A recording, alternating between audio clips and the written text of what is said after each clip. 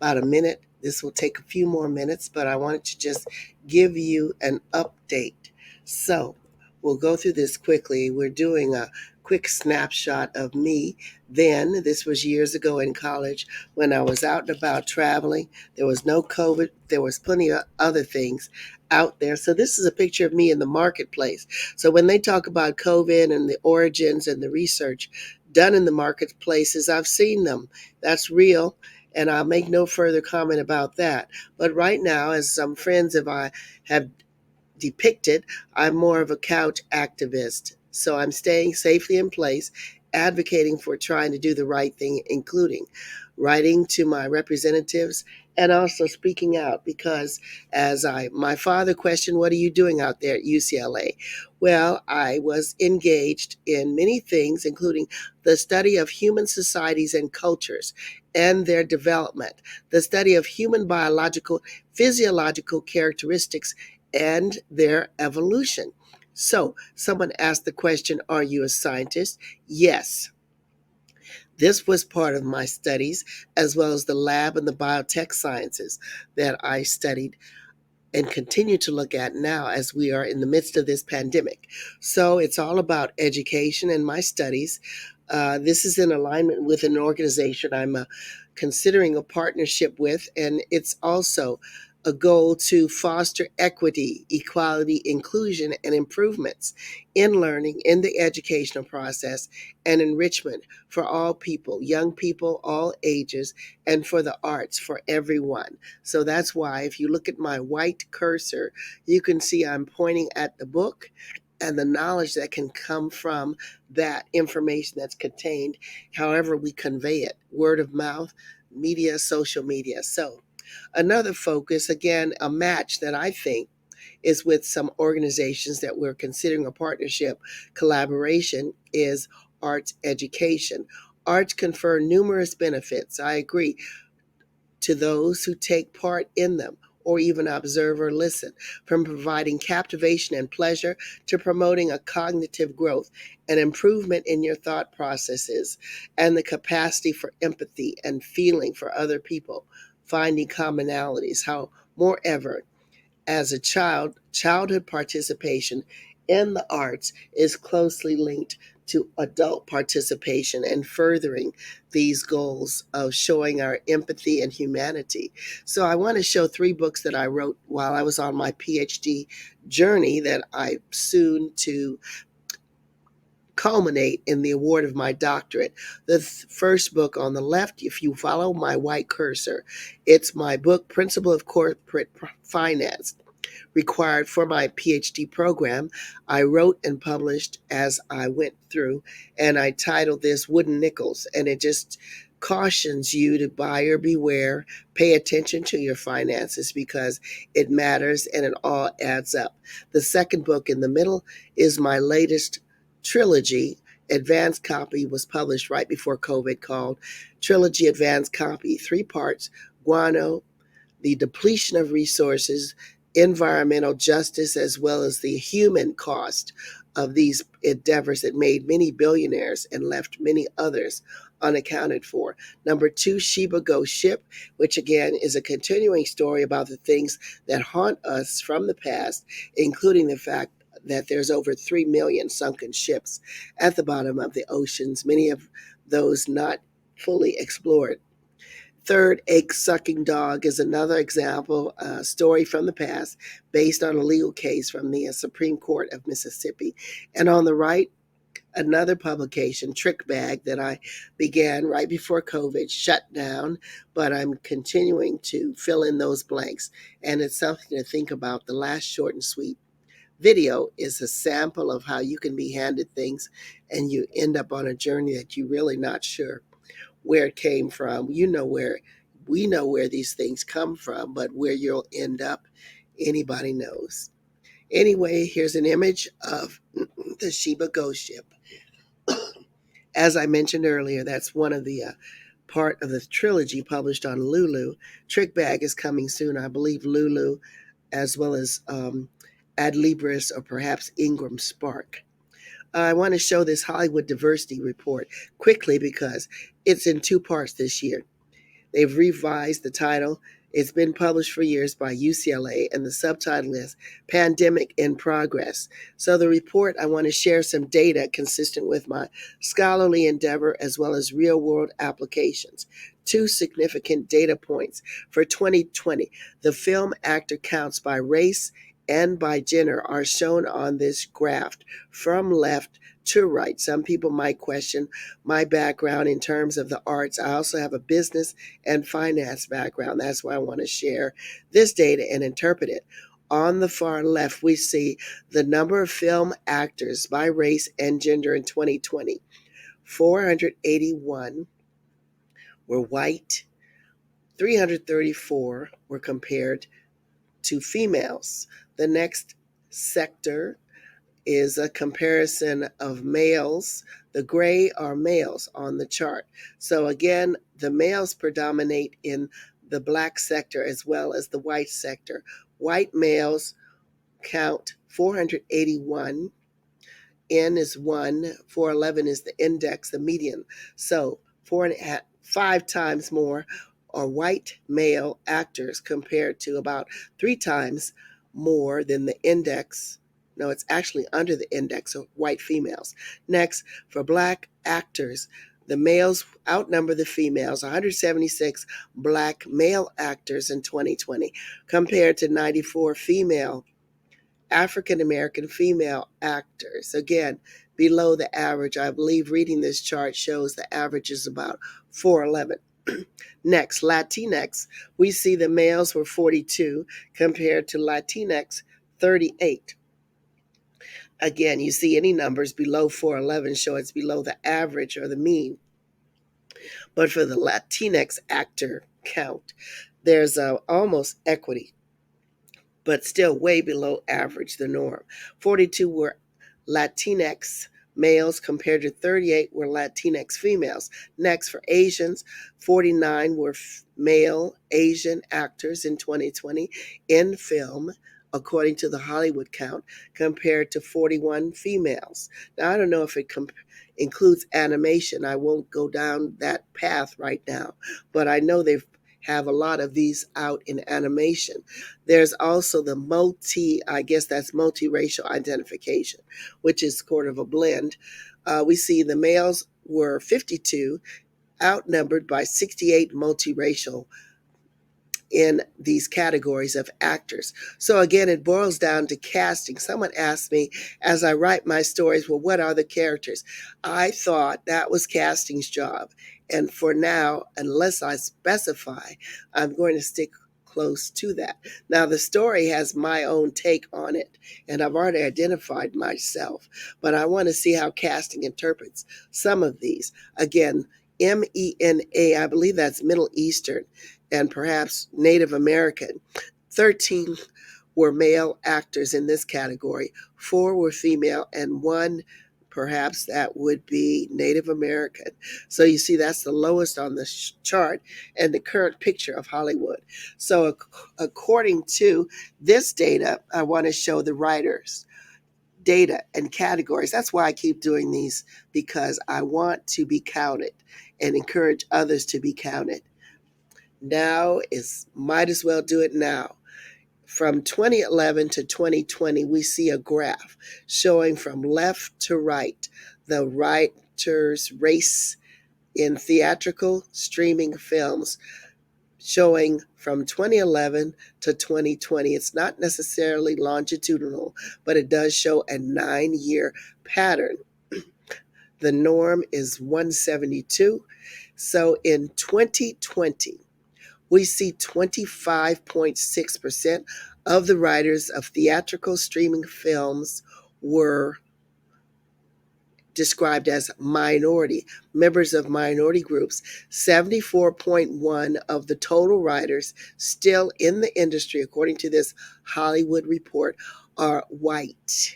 Now, the gender is not identified, but we see a significant gap in the population in terms of representation in writers. So that's why I keep writing and also producing and putting my works out there on social media.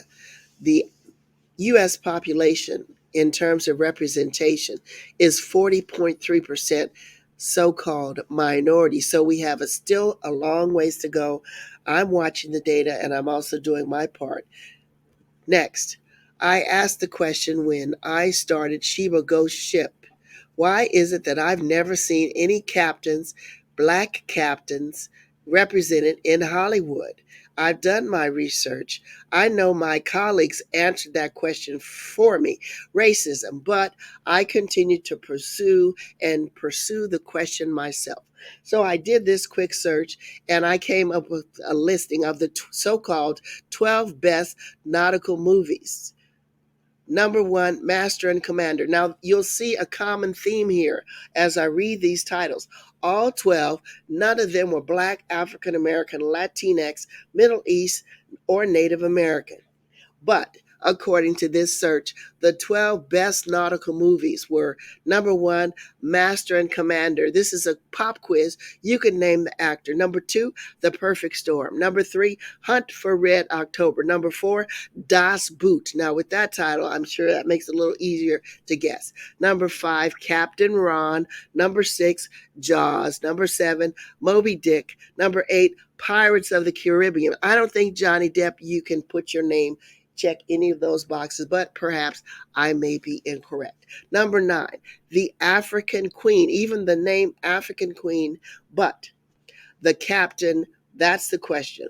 What do you recall as far as the captain in these representations of leadership, especially on the high seas? Titanic, yes. 11, Dead Calm, and 12, All is Lost. So I posted as my proposed solution some possible substitutions as far, oh no, not substitutions, future looks for the diversity in captain representations. Idris Elba, I'm not in casting, I'm just throwing these ideas out here, as well as these two individuals that were represented as some of the most handsome men in the world. So you follow my cursor, Idris Elba with his wife, and then these two gentlemen also as suggestions to consider the next casting of a captain at sea. So this is another communication for the Cro-Magnon man that doesn't quite get it. As I explained to my father, I was pursuing my studies at UCLA, and it included a study of this, the Cro-Magnon man, which is the earliest remember, my talks are PG. So I had to cross out this so there would be no question. Parental guidance, you can explain it. The earliest anatomically crossed out modern human beings to appear in Western Europe. Remember, in Western Europe. So you see the hair covering the person's face, the sloping brow, the cranium, and the skull protruding compared to our humanly visions, the lack of a neck, and you see as my cursor goes along the back and the additional musculature and other features that physicians, I'm sure, can explain. This is the difference. The Cro-Magnon man further along on the scale in terms of evolution towards humans. Now, some people might say you may have encountered these people or this type of behavior, but it's a message, a notice as I hear the word ape being yelled somewhat around my creative space. This is one of the depictions of possibly the apes that are being referred to as I focus on my scholarly endeavors. The Cro-Magnon man in Western Europe.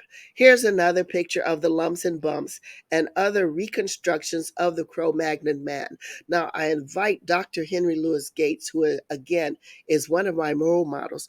I suggest that you trace the roots and go far back to Cro-Magnon man, and you will eventually end up in Africa.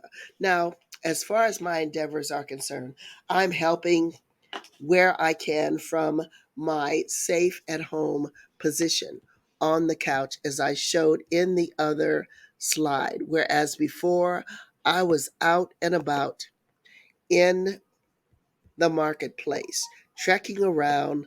Now I'm doing my best to stay safely in place. But I want to share one of my latest endeavors, which is to help and donate by buying socks from Bombas, which is devoted to helping those that are unhoused. I want to show this quick video. I hope I'm not going too far off, but I really support their endeavors. This is the story of the greatest sock never sold. It's not for sale in any stores, and you can't buy it online. But somehow, we just shipped our 10 millionth pair. You may be wondering, who makes a sock that no one can buy? I'm Randy. And I'm Dave. And we're Bombas. Socks are the #1 most requested clothing item at homeless shelters. So for every pair of super comfortable Bombas socks you buy, we donate this pair to someone in need. They're specifically designed to meet the needs of the homeless community, with reinforced seams and antimicrobial treatment in darker colors to show less visible wear. And thanks to your purchases and support, we just donated our 10 millionth pair to shelters around the country. It's these 10 million small acts of human kindness that make this the greatest sock never sold. Give a pair when you buy a pair at bombas.com.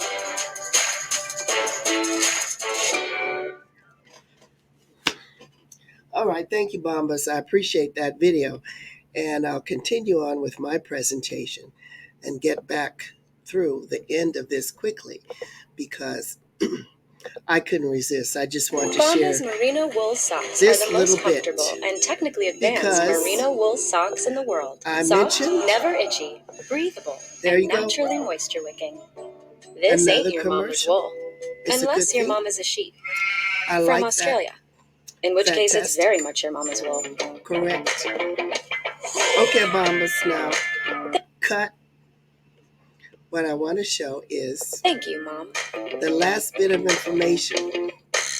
No fluffy sheep were harmed in the making of My Bombas socks or discovery this video. is that Disney has a new release today. I wondered when I would see this. As I mentioned, in my lifetime, which spans a few years, that I've never seen a black captain depicted on film, but I have been to Disneyland.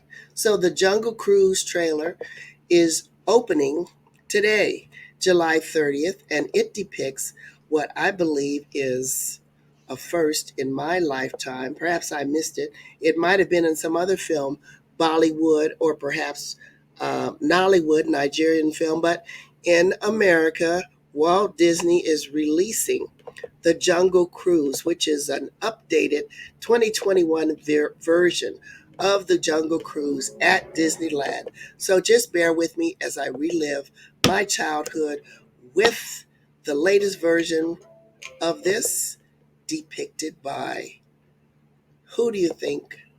It's The Rock. We're going to fast forward because this is a quick pick because we see a female depicted, but who is the captain now? It's The Rock. Natives. Ladies and gentlemen, the moment you've all been waiting for. The backside of water. It's the wonder of the world.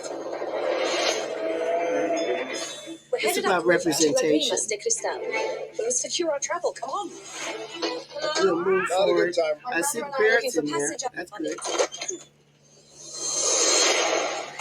If you believe in legends, you should believe in curses too.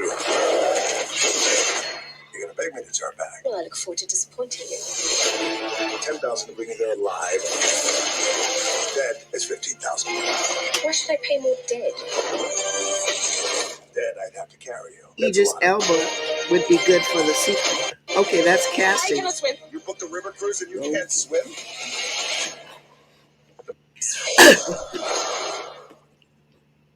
Okay, cut. So I suggest that as another consideration in terms of representation, equity, and getting back to my original theme of education. The benefits are shared equally. Captivation, promoting cognitive growth, and capacity for empathy. So again, I think it's time to close this presentation with another question, answer, feedback feel free to send me an email. We can connect on LinkedIn. And then, of course, I did leave out the music, but I think I'll just add a little bit of that and then wrap it up for now. I think it's worthwhile. Something to think about in terms of July 30th, equity and representation. And I understand there's a major lawsuit filed in consideration. Black Widow, something to think about. This is I'm giving credit to Erykah Badu.